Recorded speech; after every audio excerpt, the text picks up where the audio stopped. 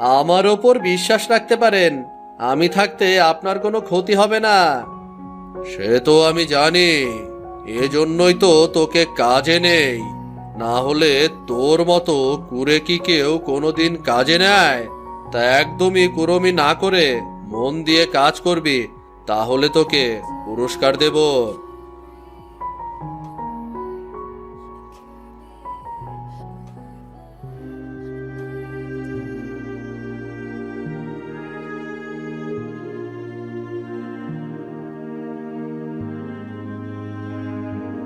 আহ, হাঁটতে হাঁটতে ক্লান্ত হয়ে গেছি। এমনিতেই সকাল থেকে পেটে একটি দানাও পড়েনি, তারপরও অনেকক্ষণ থেকে হাঁটছি। শরীরটা যে বড্ড ক্লান্ত লাগছে।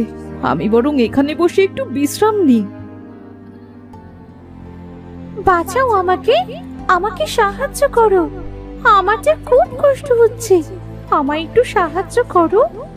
কে কে চিৎকার করছে? আমি যে কাউকেই দেখতে পাচ্ছি না। শরীরটা মনে হয় খুব ক্লান্ত, তাই হয়তো ভুল শুনছি। এখানে বেশ ঠান্ডা আছে। আরে না না, তুমি ভুল শোনোনি গো। এই তো আমি, আমি তোমার সামনে। আমি কচু গাছ, আমি তোমার কাছে সাহায্য চাচ্ছি। ও মা গো মা, এই আমি কি দেখছি? গাছ নাকি কথা বলে? এমন আবার হয় নাকি? এইটা কিভাবে সম্ভব? সম্ভব, সবই সম্ভব।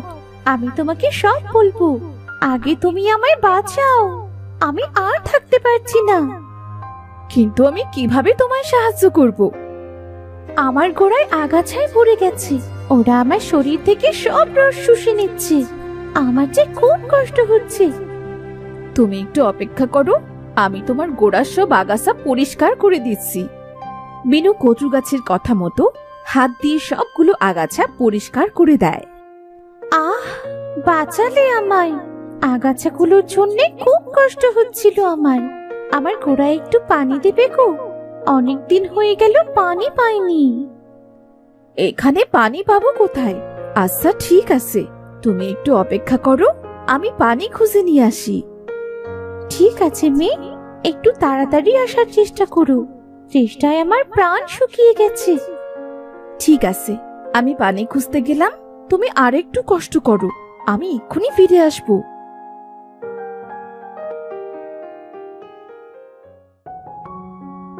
মিনা আশপাশে পানি খুঁজতে লাগলো। কিছুক্ষণ পর সে একটা পুকুর দেখতে পেল।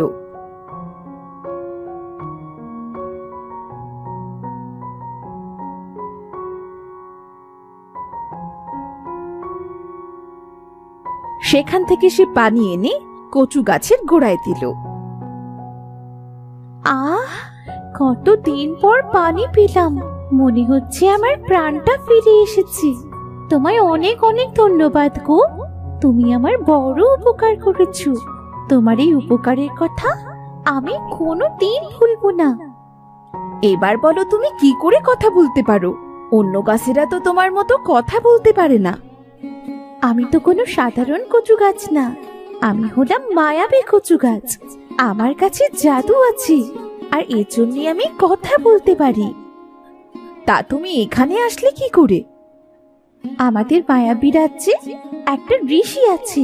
উনি ওখান থেকে কটা মায়াবী কচু গাছ নিয়ে যাচ্ছিলেন, আর যাওয়ার পথে আমি এখানে পড়ে যাই, আর তখন থেকেই আমি এখানে আছি। তা তুমি বললে যে তুমি জাদু জানো, তা তোমার এত কষ্ট হচ্ছিল, তবে তুমি জাদু করে তা ঠিক করোনি কেন? পানির অভাবে আর আগাছায় আমার শক্তি সব শুষে নিয়েছিল। দিনে দিনে আমি দুর্বল হয়ে পড়েছিলাম, আর আমার জাদু শক্তিও আস্তে আস্তে শেষ হয়ে গিয়েছিল। তা এখন তোমার জাদু শক্তি ফিরে এসেছে? এখন তো তোমার শরীর তাজা হয়ে গেছে। হ্যাঁ মেয়ে, এখন আমি আমার শক্তি ফিরে পেয়েছি। তা তোমার কি হয়েছে মেয়ে? দেখে তো মনে হচ্ছে তুমি খুব ক্লান্ত। তা বলতে পারো, বেশ ক্লান্ত আমি। বাড়ি থেকে ঝগড়া করে বেরিয়েছি। ওমা, কেন? তা কার সাথে ঝগড়া করেছো শুনি? মিনা তখন সব কথা কচু গাছকে খুলে বলল।